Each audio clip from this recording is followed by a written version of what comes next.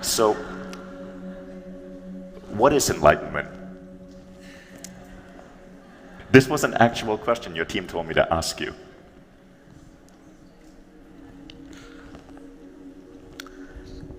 When a blind person asks what is light, or a deaf person asks what is sound, how can you describe that?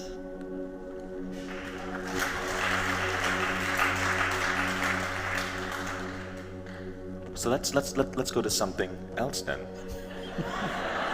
Better we go to something else. Because I'm not sure if that would pass the exam. But there are millions of people in the world, right? Millions of people in any given area. And there's one or two that maybe might reach enlightenment.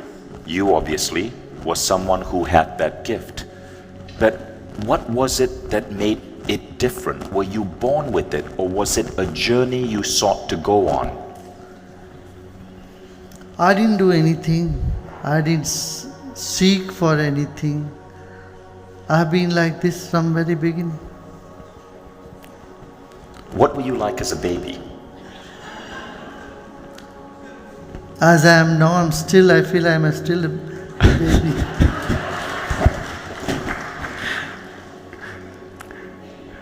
So, as someone, were you going to say See, something? the nature of mind. Just observe the nature of mind. If you are given 10 compliments and 1 insult, what does it hang on to? More often on the negative side than the positive. But as a child, what were you doing? How was your state of mind? You lived in the present moment. You were crying for something, the tears were still on your cheek, and you started smiling.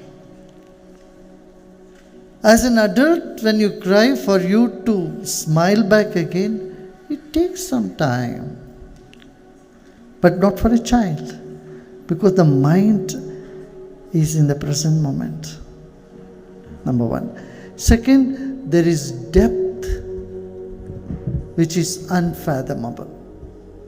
Because our consciousness is so vast and so deep,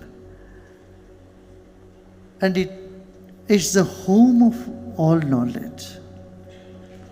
And it is compassion. You are a bubbling fountain of compassion. You are a source of love. And when we forget this, that's when we think we are not enlightened. Enlightenment is something that is in your true nature, but it is just being overshadowed or veiled by small things, veiled by desires and obsessions and likes and dislikes. If you can open that curtain and look from it or beyond it, then you see, there's one universal force or energy. That's what you are. And you're suggesting that that universal force of energy is ultimately love. It is love. Not ultimately. In the very beginning it is love. How can we practice more love? How can we feel that energy within us more towards other people and to ourselves? No, tell me, why do you have to feel it? Because it feels good. Why should you feel good all the time? That's a good question. Yeah. Our thing is we are obsessed with all the time being happy. I want all this to be successful. I want to achieve. So what? Just wake up and see, you will drop all these hooks that you are hanging on to, and suddenly you find yourself so free.